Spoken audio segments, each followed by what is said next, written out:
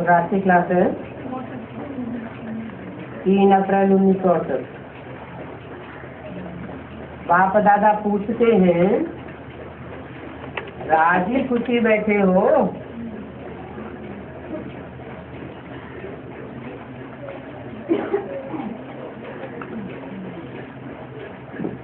माया बहुत तंग तो नहीं करती है? क्योंकि ये तो समझते हो लड़ाई का मैदान है, कुछ न कुछ तंग करते रहेंगे।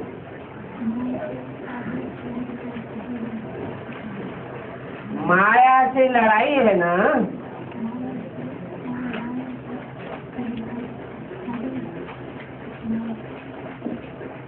तंग तो होते हैं ना। किसको कम तंगी होती है, किसको जास्ती तंगी होती है। तो ये भी खेल है, बाबा ने ये खेल समझाया है। ये कोई ब्लाइंड फेथ की बात नहीं है। यहाँ तो है ही प्रवृत्ति मार्ग। कल्प कल्प यह ईश्वरीय प्रवृत्ति मार्ग होता है। और यह बाप और बच्चों के बीच बेहद का प्रवृत्ति मार्ग है।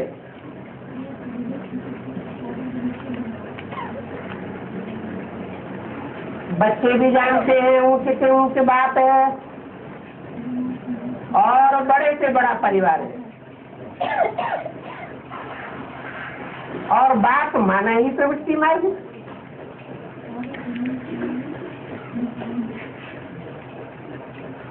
तुम इस प्रवृत्ति मार्ग को यथार्थ रीति जानते हो।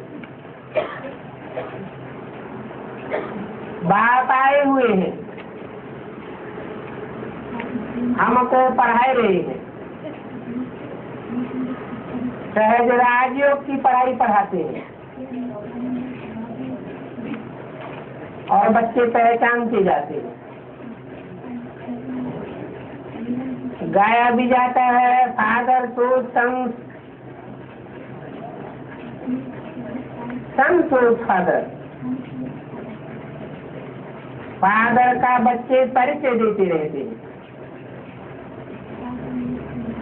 और तुम बच्चे सहज समझते हो। कल्प कल्प हम बाप से वर्षा पाते हैं, और कल्प कल्प ऐसे ही समझते जाते हैं।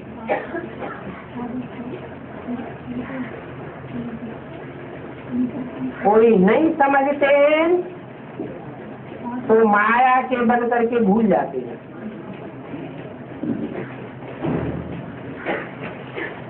फिर उस तरफ दुख देखते हैं तो फिर कोशिश करते हैं कि सुख के सागर बाप की तरफ भागे। बाप तो आए ही है सतयुगी सुखधाम स्थापन करने, सतयुगी संबंध में बांधने के लिए आए हैं। ये अल्पकाल का संबंध नहीं है, 21 जन्मों के सुख के संबंध में बांधने आए हैं। बच्चे समझते हैं ये ईश्वरीय लाइफ कितनी अच्छी है, और यही ईश्वरीय लाइफ जन्म जन्मांतर कल्प कल्पांतर साथ देगी। तो क्यों नहीं जीते जी बाप से वर्षा ले लो।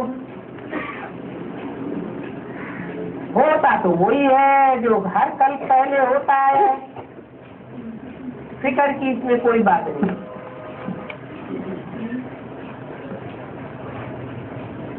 बाप से वर्षा पाना है।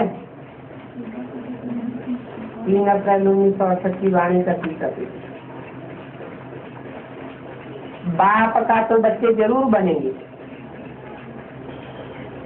उनकी याद करते करते अपने पाप भस्म कर देंगे, क्योंकि मूल बात ही याद की है। यात्रा पर जाते हैं तो तकलीफें तो बहुत आती हैं। जितनी लंबी यात्रा उतनी जाती तकलीफें। वो यात्राएं तो अंधश्रद्धा की है, अंधश्रद्धा की भक्ति है। अभी तुम तो जानते हो कि हमको अभी इस पुरानी दुनिया को छोड़ना है। ये भक्ति मार्ग की पुरानी दुनिया है। जरूर कोशिश करते हैं बाप की श्रीमत पर चले, परंतु माया चलने नहीं देती। कदम कदम पर विघ्न डालती है। तो बाप कहते हैं पुरुषार्थ करो। कदम कदम पर बाप से श्रीमत लेते रहो और बाप को याद करते रहेंगे तो खुशी बढ़ेगी। घर बैठे भी याद करो। ये तो जरूर है कि सभी तो यहाँ नहीं आ सकते हैं। बाबा ने युक्ति बहुत अच्छी रखी है। घर बैठे भी रिफ्रेश हो सकते हैं, याद कर सकते हैं। समझना है कि जैसे हम इस दुनिया में रहते हुए भी नहीं है, वैसे घर में भी रहते हुए जैसे कि नहीं रहते हो। बेहद के बाप ने बेहद की सौगात लाई है। नई दुनिया की सौगात है ना। बच्चे ड्रामा अनुसार पुरुषार्थ करते रहते हैं। फिक्र की तो कोई बात नहीं, बना बनाया खेल है।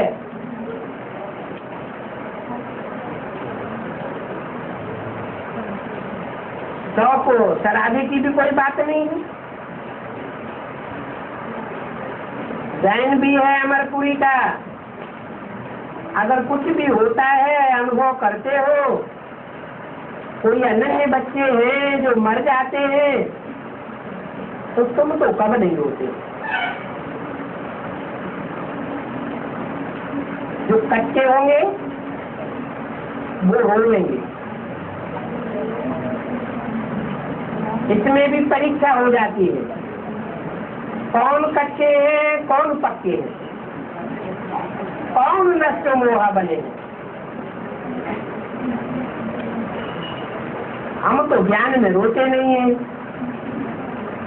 तुम बच्चों को भी ज्ञान मिल रहा है।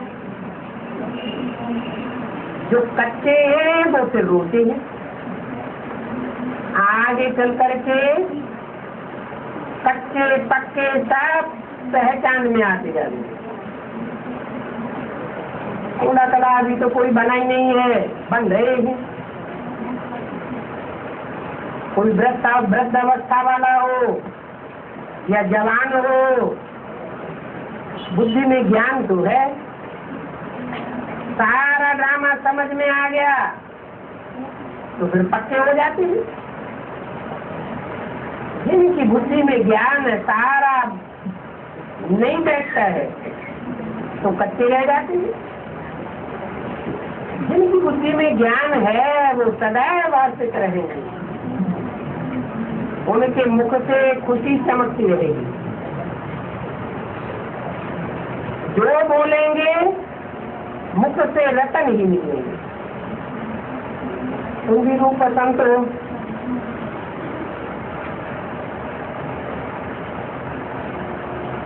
बच्चे रूप बसंत है ना। बसंत ऋतु में फूलों की खुशबुओं ही खुशबुएं हो जाती है। तुम भी ज्ञान की बरसात बरसाते हो। कोई भी हालत में मीठे बाप को बहुत प्यार से याद करो। जो विदेही है वही आकर के देहधारियों को समझाते हैं। संगम युग की हर एक बात बहुत बुरी होती है। इन बुरी बातों को तुम भक्ति मार्ग से पहले भी कर सकते हो। तुम बच्चे जानते हो हम निराकारी और साकारी दोनों के बच्चे हैं। निराकारी है रूहानी बाप, वो भी बेहद का है, और साकारी मनुष्य सृष्टि का बेहद का बाप भी है, वो है प्रजापिता। और संगम पर ही ये दोनों बेहद के बाप की बात समझाई जाती है। अच्छा, बच्चों को गुड नाइट। अगला रात्रि क्लास है 4 अप्रैल 1968। आज गुरुवार,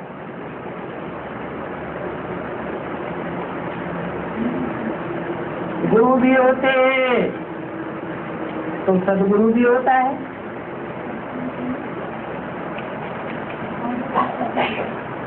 तो गुरुवार भी होता है।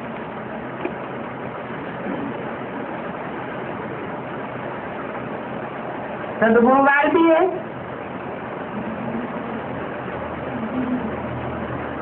सदगुरु वृक्षपति को कहा जाता है, बृहस्पति भी कहते हैं और वृक्षपति भी कहते हैं। ये मनुष्य से सिरधार वृक्ष है ना, और बच्चों के ऊपर बृहस्पति की जगह है। इतना जरूर है, बच्चों की पढ़ाई में फर्क पड़ जाता है। जो यहाँ आते हैं उनको खुशी भी होती है कि हम बेहद के बाप के पास जाते हैं। जानते हैं किस लिए जाते हैं? बाबा हमको शांति धाम ले जाएंगे। शांति धाम से हम सुख धाम जाएंगे। ये शांति और सुख का बेहद का अवस्था तुम बच्चों को मिलता है, और ये बात भी तुम बच्चों की बुद्धि में है। इसी जन्म में इसी पढ़ाई से हम सुख और शांति का वर्षा पाते हैं।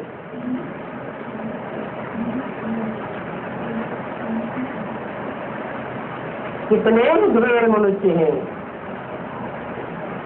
और तो कोई की बुद्धि में नहीं बैठता है। ये भक्ति मार्ग की देखो कितनी बड़ी सेना है, परंतु बाप से जो वर्षा मिलता है वो पूरा का पूरा वर्षा अभी भक्ति मार्ग में चकनाचूर हो पड़ा है।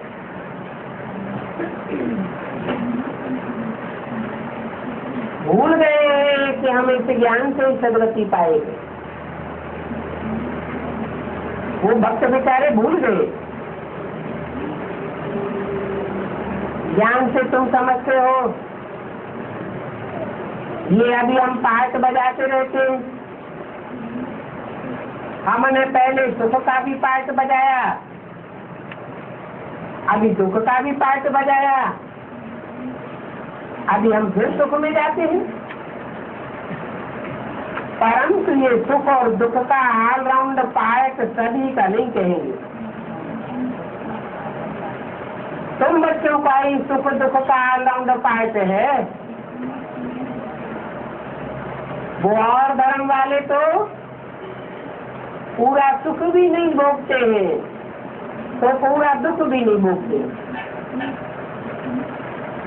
वो सुख और दुख के इतने अनुभवी नहीं कहे जा रहे हैं।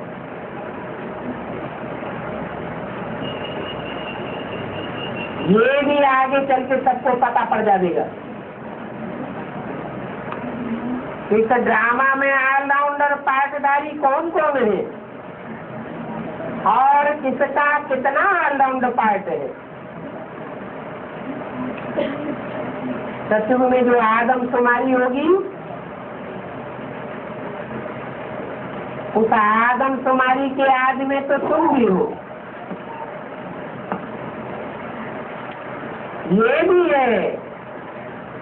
कौन? ये कौन? आदमशुमारी में ब्रह्मा भी है और तुम भी हो, परंतु फर्क होता है या नहीं? दोनों की प्राप्ति में फर्क बहुत हो जाता है। क्या फर्क हो जाता है?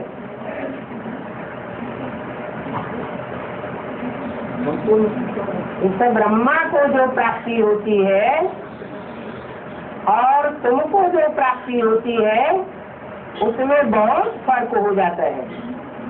क्या बहुत फर्क हो जाता है? तुम जीते जी सुख और शांति का अनुभव करते हो इसी शरीर से, और यह ब्रह्मा जीते जी अपने शरीर के द्वारा सुख और शांति का अनुभव नहीं कर पाते।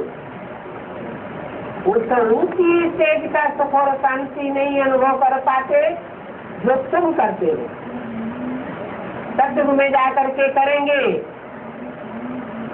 सुख का अनुभव तो करेंगे 16 कला संपूर्ण, परंतु वहाँ क्या अंतर होगा? वहाँ सुख सेकंड सेकंड कमती होता जाएगा, और तुम्हारा सुख तो चढ़ती कला का होता है।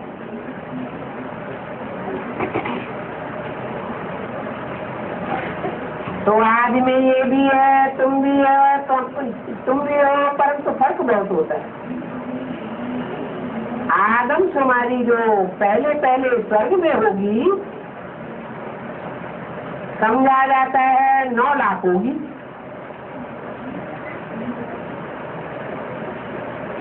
परंतु ये बातें भी गहराई से आगे चल करके बच्चे समझते जाएंगे। ये तो मौत के रूप से समझ लिया कि सत्युग आज में कितनी आबादी होगी? 9 लाख। ब्रह्मा में जो नूंद है वो अभी बताते जाते हैं, और तुम भी समझते जाते हो, परंतु पहले से तो सब कुछ नहीं बताया जा सकता। भक्ति मार्ग वालों को कितनी खुशी होती है, और तुम बच्चे जब ज्ञान सुनाते हो तो वो खुशी उनको हल्की हो जाती है। क्यों?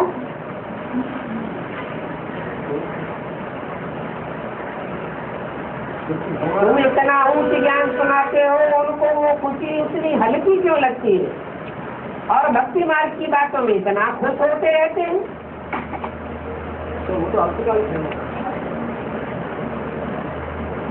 तराजू में भजन करेंगे तब पता चलेगा कि तुम्हारा खुशी का पलड़ा भारी हो जाएगा, और उनकी खुशी का पलड़ा हल्का हो जाएगा। क्यों? उनकी होती है अल्पकाल की खुशी, और तुम्हारी है सदाकाल की खुशी।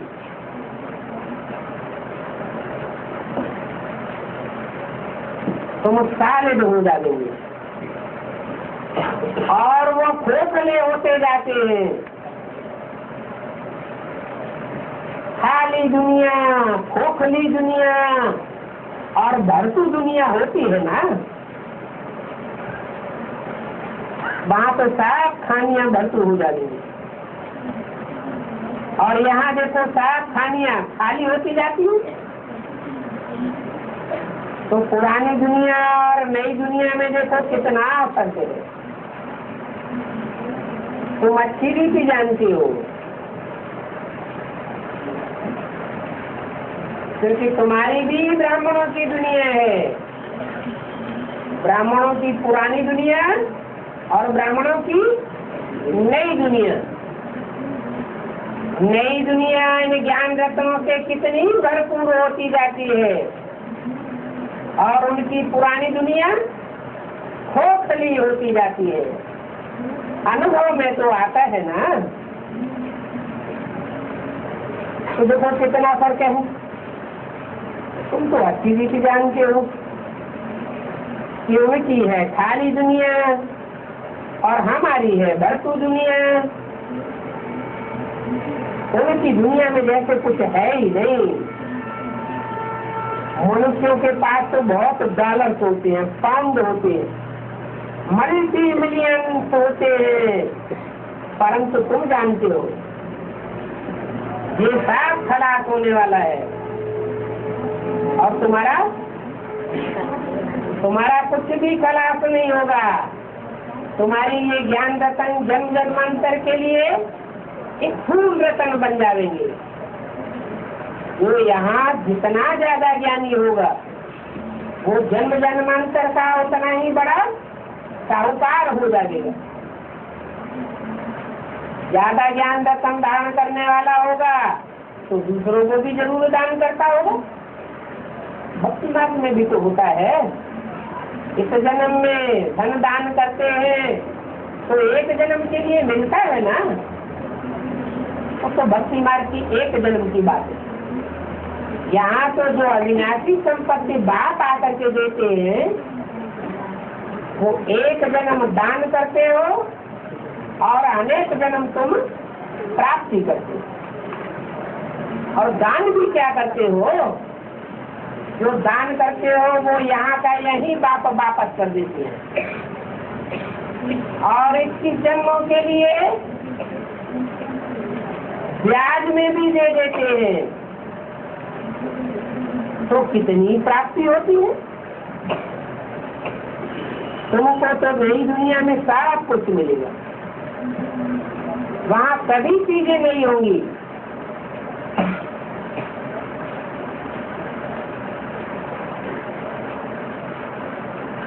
वहाँ पुराना चांदी, पुराना सोना, पुरानी चीज कोई थोड़ी होगी। 4 अक्षर वाणी का चौथा पेज। इतना ऊंच तुम्हारी पढ़ाई है, तुम पढ़ रहे हो तो पढ़ाई पर बहुत ध्यान देना चाहिए। ये बूढ़ी बूढ़ी माताएं भी बहुत ऊंचे पद पा सकती है। अरे बूढ़ी माताएं तो कहती है हमारी बुद्धि में ज्ञान बैठता ही नहीं गहराई से, तो बहुत ऊंची पद कैसे पाएंगी?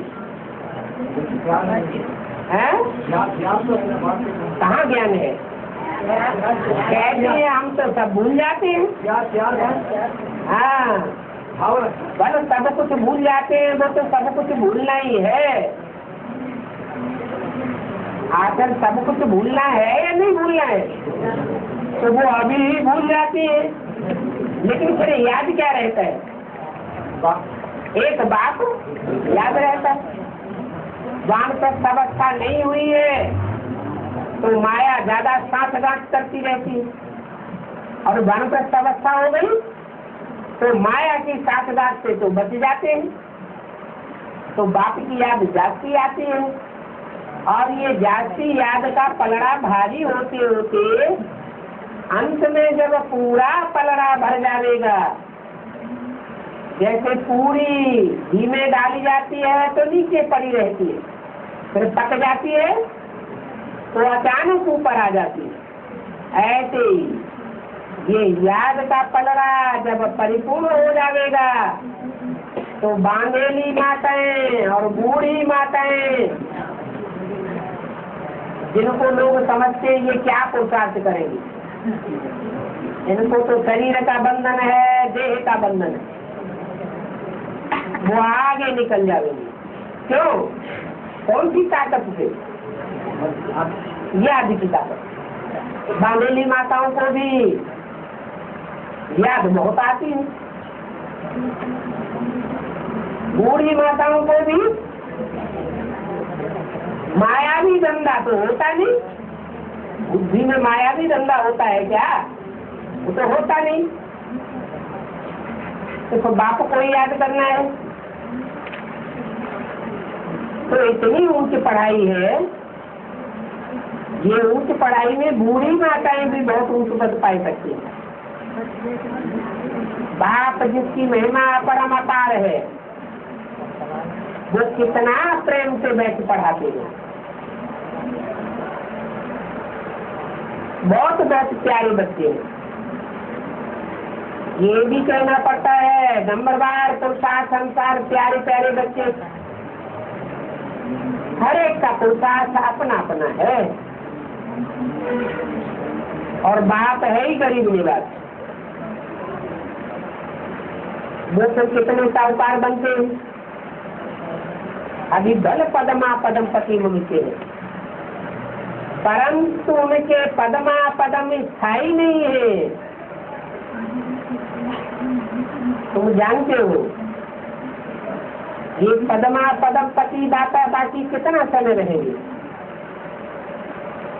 ये नोट, ये चांदी, ये सोना, ये सभी खत्म हो जाने वाला है।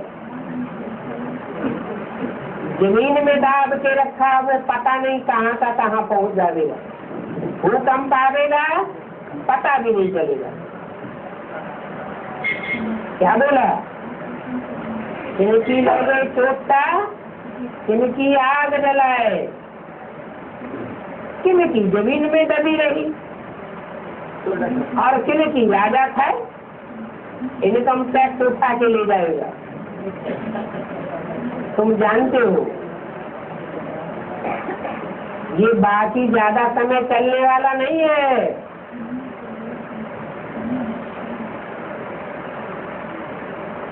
आज में सोना चांदी सभी जल जाता है ना, सर्राफ की दुकान को आग लग जाती है तो उनका सोना भी काला बुरा हो जाता है। और ये तो बहुत कड़ी आग लगनी है।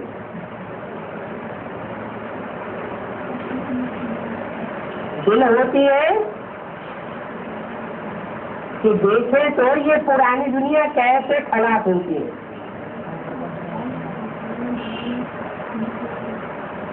क्योंकि ये खराब तो होगी हमारे लिए,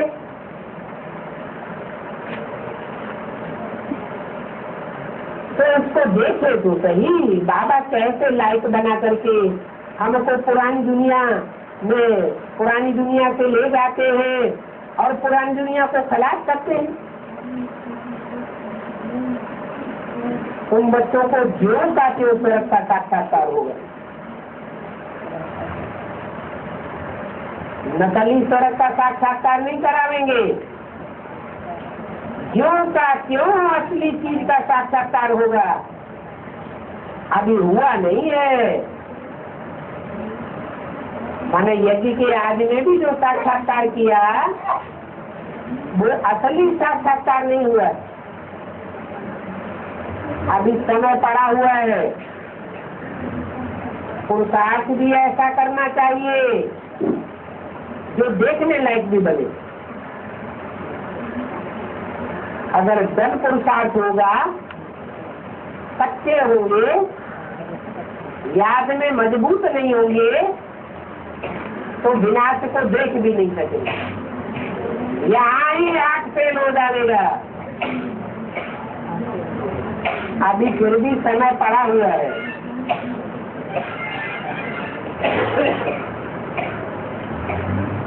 अभी बच्चे अपने को और दूसरों को भाई भाई समझते हैं। बाप हम भाइयों को कैसे बैठ पढ़ाते हैं, वही ज्ञान का सागर है। ये कोई अमृत पीने की चीज नहीं है। तुम पढ़ते हो जिससे ये ऊंच मर्तबा मिलता है। तुम संस्कार ले जाते हो नई दुनिया के लिए। तुम जानते हो कि हम नई दुनिया में संस्कार ले जा करके कितने ऊंचे संस्कार वाले बनेंगे। बहुत फर्क है। इसलिए तुम बच्चों को आंतरिक खुशी बहुत रहनी चाहिए। बच्चे पढ़ते हैं तो दिल में खुशी होगी। हम यह ऊंची पढ़ाई पढ़ते हैं, तुम बच्चों को भी नंबरवार संसार खुशी की महसूसता बढ़ती जाएगी। परंतु एक जैसी खुशी तो सबकी नहीं हो सकती। जो सर्विस करते हैं उनको बाप हिम्मत देते रहते हैं, सर्विस ही नहीं करते, कोई का भाग्य ही नहीं बनाते, तो बाप भी हिम्मत ही क्या देंगे। हर प्रकार की मदद बाप बच्चों को बहुत देते रहते हैं, बाकी है सारा मदार बच्चों की हिम्मत पर। एक हिम्मत का कदम बढ़ा देंगे तो बाप जरूर 100 गुना मदद देंगे। बाप अभी मदद दे रहा है, उसी मदद से तो फिर बाप के मददगार बनना है,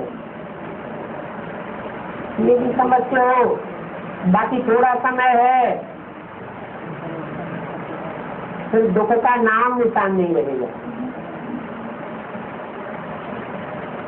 तुम्हारी आयु भी बड़ी हो जाएगी, इतनी आयु बढ़ जाएगी कि तुम्हारे पास काल आ नहीं सकता, क्योंकि अमरपुरी है ना, वहाँ काल खाता ही नहीं। इच्छा मृत्यु होती है, एक शरीर छोड़ दूसरा ले लेते, कुछ साक्षात्कार हो जाता है।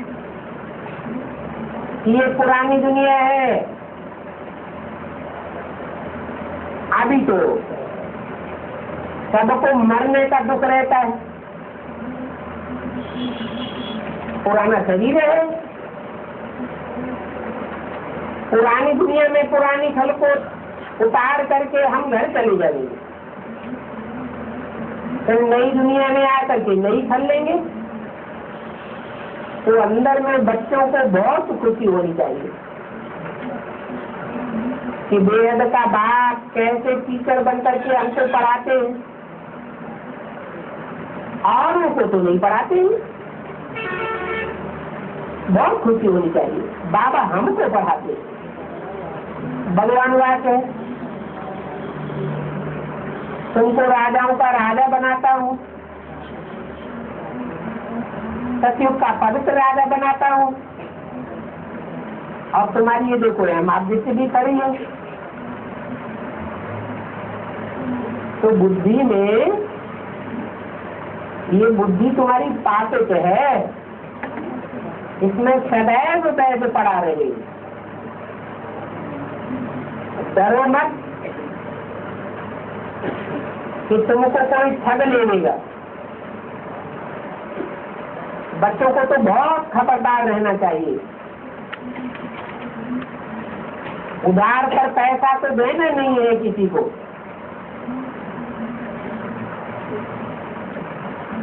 न किसी से तुम उधार लेते हो, क्यों?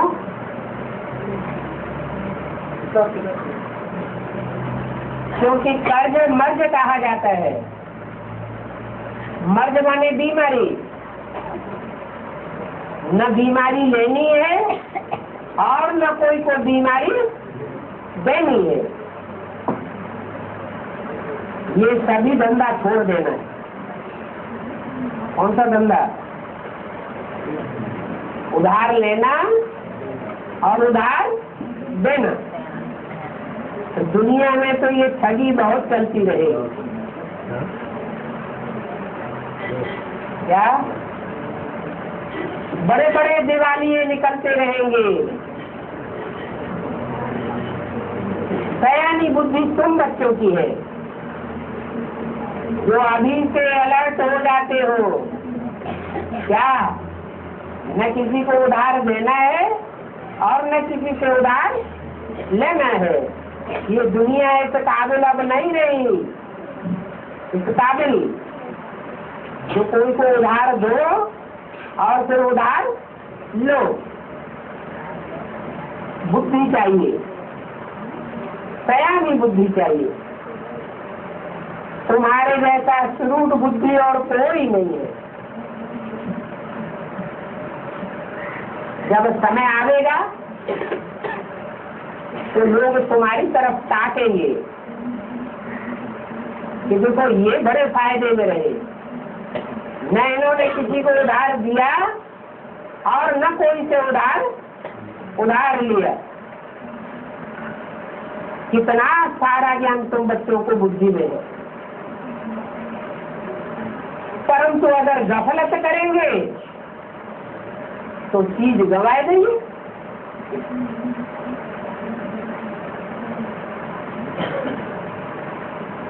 पेटी की पेटी ही गंवा देंगे।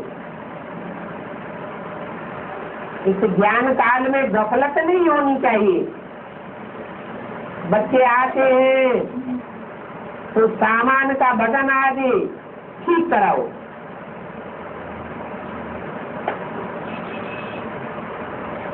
इज्जत न चली जाए। तुम्हारी इज्जत तो बहुत ऊंची है। क्या कहा? ट्रेन में भी जाना है तो सामान का बटन पहले से करा लेना चाहिए, नहीं तो टिकट कलेक्टर फाइन डाल दे, लोग हंसी उड़ावेंगे। देखो ये पैसा बचाते हैं सरकार का, मना। सरकारी चोरी करने वाले लोग हैं, इज्जत न चली जाए। तुम्हारी इज्जत तो बहुत ऊंची है, पाई पैसे की बातों में कहीं इज्जत न चली जावे। उनकी इज्जत तो सेकंड में काल आकर के उतार सकता है, और तुम्हारी इज्जत थोड़ी ही तो उतार सकता है। तो अपने दिल से पूछना चाहिए कि हम इतनी मस्ती में रहते हैं, बाप बुढ़ियों को भी तो जवानों को भी पढ़ाते हैं। सिर्फ बुढ़ियों को एक बात का ध्यान देना है, उनकी बात का है, बुद्धि से ममत्व निकाल देना है।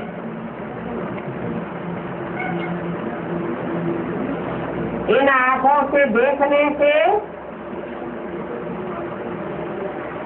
जो कुछ दिखाई देता है उसमें ममत्व नहीं रखना है। बुद्धि शांति धाम सुखधाम की तरफ चली जाए। अपना घर, अपनी राजाई, अपने परिवार के बच्चे वो देखते हुए भी नहीं देखना। तुम खुद ही अपनी राजधानी स्थापन कर रहे हो और इस राजधानी में हिंसा का नाम निशान नहीं होगा। हद की हिंसा भी नहीं होगी तो बेहद की हिंसा भी नहीं होगी। बच्चे समझते हैं बाबा कितना दूर देश से आते हैं, हमको ऐसी ऊंच पढ़ाई पढ़ाने के लिए। कल्याणकारी बात है और कल्याणकारी समय पर आते हैं। ये कल्याणकारी संगम युग है, तो कल्याणकारी संगम युग में आकर के कल्याणकारी युग की स्थापना करते हैं, और कोई ये स्थापना कर ही न सके। तुम जानते हो कि 84 जन्म लेकर के हम ही नीचे उतरते हैं। अभी ये बाप और बच्चों का मेला बहुत वैल्यूबल है। बाप की भी दिल होती है बच्चों के पास जावे,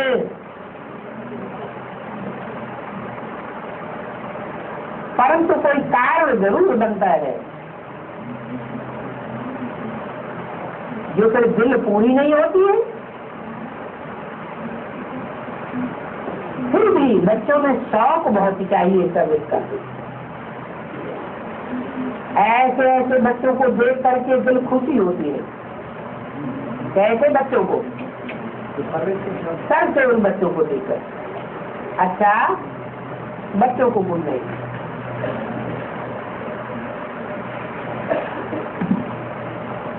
छोटा सा राष्ट्रीय क्लास और भी है, प्रातः क्लास का रहा हुआ हिस्सा है 23 मार्च 1968। अभी तुम्हारी चढ़ती कला है और ये चढ़ती कला की बात तुम भारतवासियों की ही है। जो और धर्म के वासी हैं और देश के वासी हैं, संगम युग में होने के लिए चढ़ती कला नहीं कहेंगे।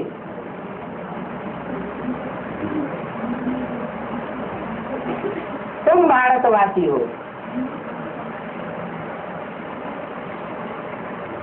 भारतवासी अर्थ क्या हुआ है? भा माने रोशनी, रत माने लगे रहने वाले। जो रोशनी में लगा रहने वाला है वही भारत है। कौन सी रोशनी? ज्ञान की रोशनी में लगा रहने वाला है, जैसा लक्ष्मी नारायण के चित्र में दिखाया है। संगम की लक्ष्मी नारायण कौन सी दुनिया में खड़े हैं? ज्ञान की रोशनी की दुनिया में खड़े हैं। और सत्य के राधा कृष्ण स्वर्ग की हरियाली के बीच में खड़े हैं। तो ज्यादा ऊंची दुनिया कौन सी हुई? संगम की लक्ष्मी नारायण को कहेंगे भारत। तो तुम बच्चे भारतवासी हो, अर्थात किसके दिल पर चढ़े हुए हो? बेहद बाप के दिल पर चढ़े हुए हो, भारत के दिल पर वास करने वाले हो। इसलिए तुम्हारी चढ़ती कला है। अभी बाप की भी चढ़ती कला है तो तुम बच्चों की भी चढ़ती कला है। भारतवासियों की बात है। जो कन्वर्ट हो गए हैं और धर्मों में चले गए हैं। पहले भारतवासी थे, फिर और धर्म में कन्वर्ट होकर के विदेशी बन गए, वो भी निकलते चले आ गए। क्योंकि वो भी तो पहले भारतवासी ही थे ना। ये पढ़ाई है भगवानवाद। भगवान उसको कहा जाता है, इसको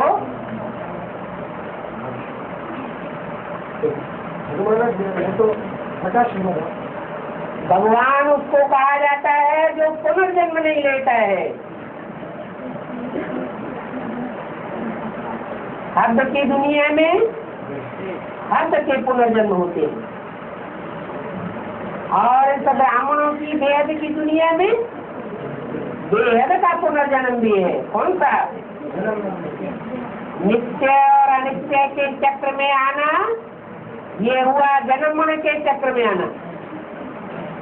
और जो कभी भी नित्य अनित्य के चक्र में नहीं आता उसको कहेंगे भगवान। भगवान ही इससे एक ऐसा है, एक भगवान का ही पार्ट ऐसा है जो कभी नित्य अनित्य के चक्र में नहीं आता है। बाकी सारे नित्य अनित्य के चक्र में आते। कोई कहे भगवान की पहचान क्या? कौन है भगवान? हम कैसे माने? तो क्या परिभाषा देंगे? क्या डेफिनेशन देंगे? क्या पहचान देंगे? अरे हम साकार में तो सारे ही बैठे हैं, सारी दुनिया साकार में ही तो है तो साकार में। लेकिन जो भी साकारी है उनका निश्चय डोलता है या अडग रहता है, डोलता है। अगर निश्चय डोलता है, अंदर में समझते हैं कि हम निश्चय अनिश्चय के चक्र में आते हैं,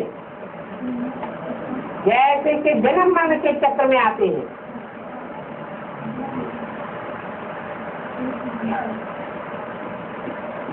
तो कौन सा पार्ट हुआ? भक्त का पार्ट हुआ। बुद्धि भागती रहती है कि बुद्धि अडिग हो गई है, भागती रहती। अगर बुद्धि अडिग हो जाए, स्त्रियम हो जाए, तो एक बात दूसरा न कोई माया फिर हिलाए नहीं सकती। तो ये पढ़ाई है।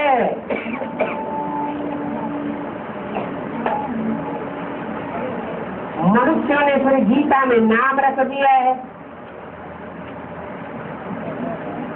भगवान का नाम रख दिया है। क्या? कृष्ण। भगवान का नाम क्या रख दिया है? कृष्ण। अब ये कृष्ण कहो, कृष्ण उर्फ ब्रह्मा कहो, जन्म मरण के चक्र में आता है या नहीं आता है? आता है। सबसे जास्ती जन्म मरण के चक्र में तुम बच्चे नहीं आते हो। कौन आता है? ये ब्रह्मा ही सबसे जास्ती जन्म मरण के चक्र में आता है।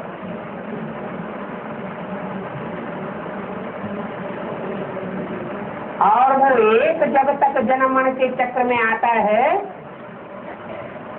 तब तक सारी दुनिया जन्म मरण के चक्र में आती है। इसलिए बोला, एक के पतित बनने से सब पतित हो जाते। पहला पत्ता ही पतित है तो सारी दुनिया पतित, और पहले पत्ते की बुद्धि पावन बन जाए तो सारी दुनिया पावन बन जाती। तो जो पुनर्जन्म नहीं लेता है उसको भगवान कहा जाता है। कृष्ण तो जन्म पुनर्जन्म में आता है, सबसे जास्ती पुनर्जन्म में तो कृष्ण ही आता है। तो मनुष्यों ने उनका नाम रख दिया है गीता में, गीता का भगवान, जो पूरे 84 जन्म लेते हैं। अरे भगवान फिर 84 जन्म कैसे लेंगे? भगवान और 84 के चक्कर में आवेगा? अरे भगवान भी अगर 84 के चक्कर में आने लगे तो फिर तो दुनिया का उद्धार कौन करेगा? उद्धार करने वाला तो कोई भी नहीं।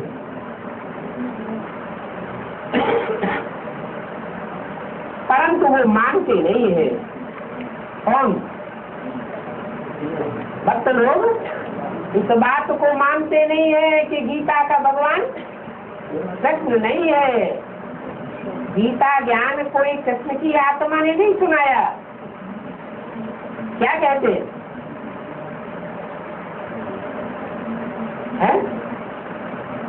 वो कहते हैं नहीं, गीता ज्ञान तो कृष्ण ने ही सुनाया। तुम कहते हो गीता का ज्ञान जन्म मरण के चक्र में जो आता ही नहीं उसने सुनाया। तुम बेहद में भी बोलते हो तो हद में भी बोलते हो, परंतु तुम्हारी बात होने की समझ में नहीं आती। अभी बात कहते हैं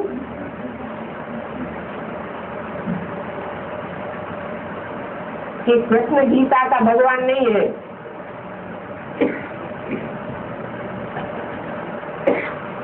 उनके लिए ये गायन ठहरता ही नहीं।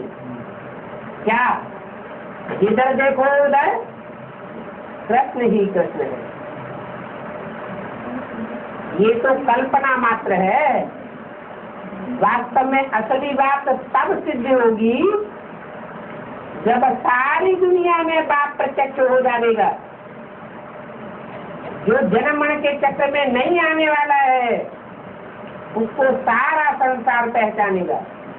और सारा संसार याद करेगा। कृष्ण को याद करने से कोई पति से पावन नहीं बन सकता।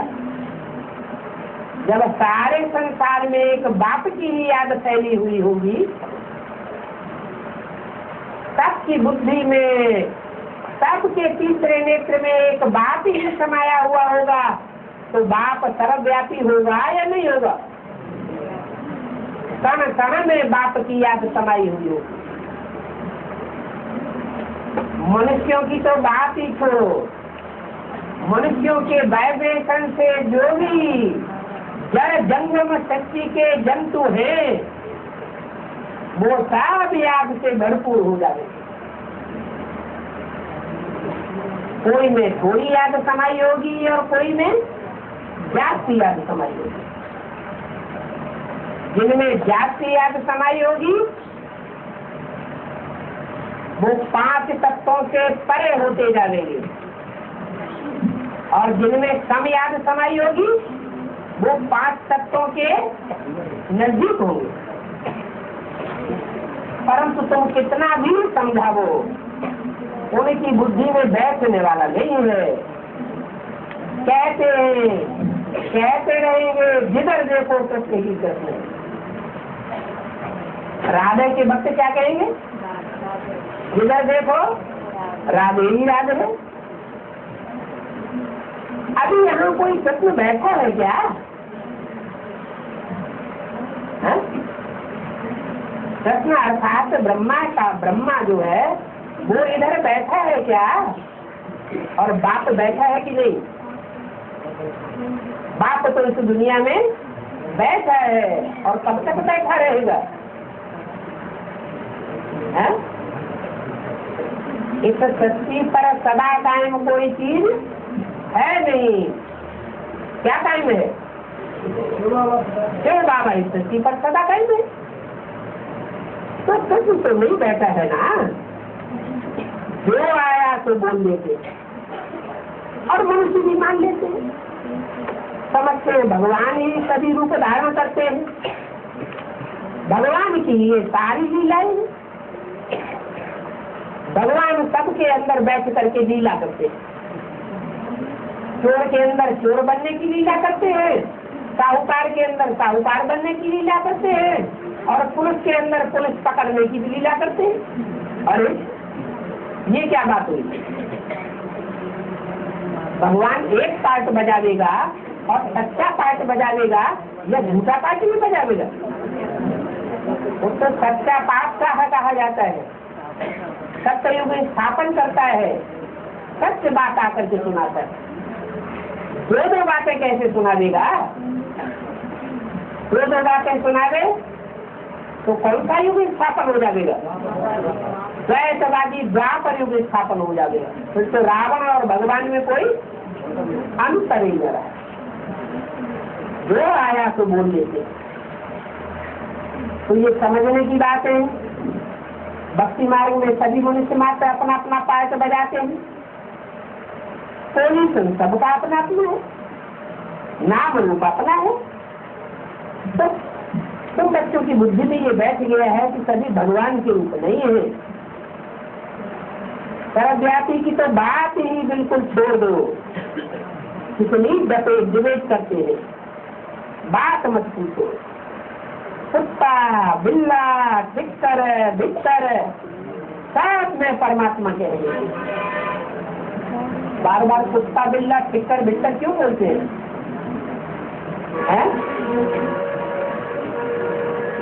कुत्ता माने जो कामी जैसे कुत्ते हैं, कुत्ते की तरह कामी है। कुत्ता कैसा कामी होता है? कुत्ता बिना विचार के रह नहीं सकता। आज एक कुतिया के पीछे पड़ेगा और कल दूसरी कुतियों के पीछे पड़ जाएगा। तो ऐसे जो कामी कुत्ते हैं उनको भी भगवान कह दिया। भगवान कामी कुत्ते में आवेगा क्या? अरे पतित तन में तो आता है, परंतु जिस पतित तन में आता है उसको कामी कुत्ता नहीं कहा जा सकता। कामी कुत्ते में और पतित तन में बहुत फर्क है। राम की आत्मा के लिए क्या गाएंगे? मर्यादा पुरुषोत्तम। मर्यादा पुरुषोत्तम माना एक में मर्यादा रखने वाला। तो जो एक में मर्यादा रखने वाला है वो एकलव्य का पार्ट होगा या अनेकों में लव करने वाला होगा? एक में लव करने वाला होगा। क्या क्या कह देते हैं। तो कहते हैं बिल्ली में भगवान आता है। जैसे बिल्ली आपस में लड़ाई लड़ती है, बिल्लियों की लड़ाई होती है, ऐसे लड़ाई करने वालों में आता है। अरे भगवान जानवरों में आवेगा क्या? माया बिल्ली का रूप धारण करके आता है। माया बिल्ली को भी भगवान समझ लेते हैं। ऐसे बैठ करके महिमा और पूजा करते हैं जैसे कि माया बिल्ली है उनके लिए भगवान हो गए। बाप कहते हैं मैं ऐसे जानवरों में प्रवेश नहीं करता हूँ जो लड़ाई लड़ाई दे। कैसी लड़ाई? फालतू की लड़ाई। अरे सच्ची बात ये है जो तुम बच्चे बताते हो कि भगवान बाप आया हुआ है। हम प्रूफ दे करके बताते हैं कि भगवान बाप आया हुआ है और माया बिल्ली क्या कर देती है? माया बिल्ली अपने फॉलोअर्स के कान में फूंक देती है। अरे साहब झूठी बात है, कोई भगवान नहीं आया हुआ है। ये भगवान आने की बात जो है ये तुम कान से भी मत सुनो। अगर कान से भी सुन लिया तो तुम्हारे ऊपर पाप लग जाएगा। जो भक्त होते हैं वो माया बिल्ली की बात फट से मान करके पक्के हो जाते। हम नहीं सुनेंगे। ऐसों की संख्या दुनिया में कितनी है? ढेर की ढेर संख्या है। इस्लाम धर्म की संख्या कितनी होती है? अरे सबसे ज्यादा दुनिया में संख्या इस्लामियों की रही। लंबे समय तक इस्लामियों ने इस दुनिया में राज्य किया। तो ढेर के ढेर ऐसे फॉलोअर्स उनके बन जाते हैं जो ज्ञान की बात कान पर धरते ही नहीं। उनको सीधा सिखाया जाता है अल्लाह मियां को याद करो। फालतू बातों में जाने की कोई दरकार नहीं। ज्ञान की जांच की गहराई में जाओगे तो डूब मरोगे। अरे भगवान बाप क्या कहते हैं और माया बिल्ली क्या सिखाती है? भगवान बाप कहते हैं ज्ञान की गहराइयों में जाएंगे तो रतन मिलेंगे। गहराई में घुसेगी बुद्धि तो रतन मिलेंगे। ऊपर ऊपर तैरते रहेंगे तो रतन थोड़े मिलेंगे। तो कह देते हैं सभी ईश्वर के रूप में।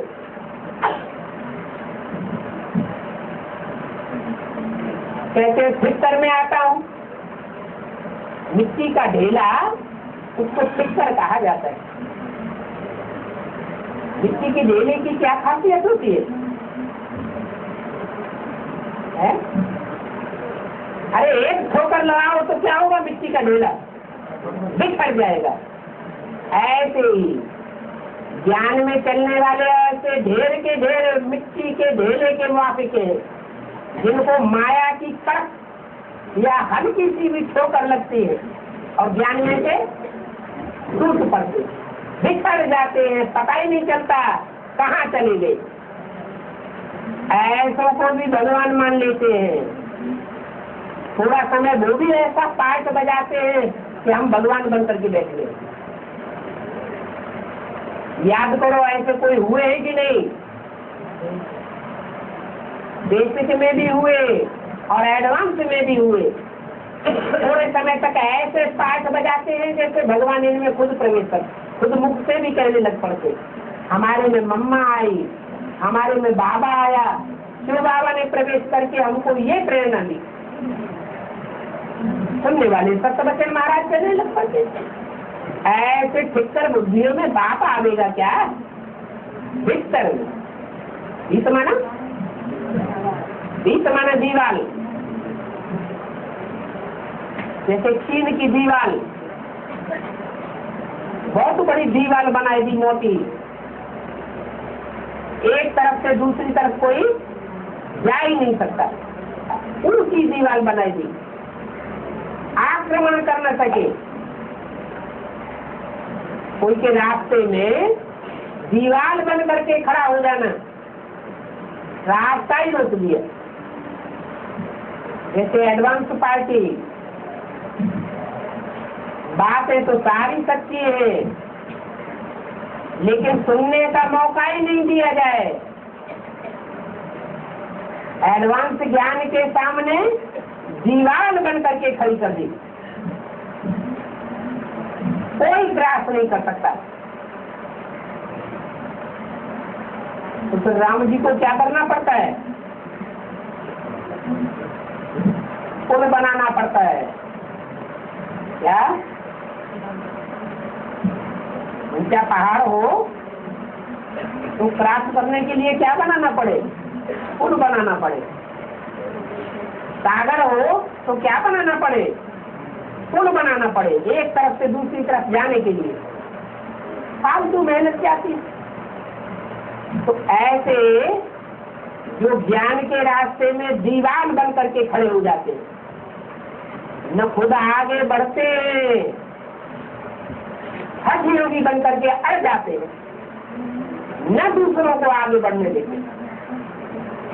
ऐसे दीवार बनने वालों को भी उनके भक्त समझते हैं कि ये दीवार तो वास्तव में भगवान की बनाई हुई दीवार है, स्वयं भगवान ही दीवार बन करके आया हुआ है, इसको कोई नहीं काट सकता। दुनिया की कोई सच्चाई नहीं है जो इस दीवार को बिगाड़ सके। अच्छा, आपको मुबारक होगा ही कल्याण। लंबे समय तक मुबारक तो नहीं दिया। बेसिक ज्ञान में लंबे समय तक ये दीवार में अड़े रही बुद्धि, या क्रॉस कर गए? बाद में क्रॉस किया तो घाटा हो गया ना, घाटा हो गया। लेकिन है तो कल्याणकारी।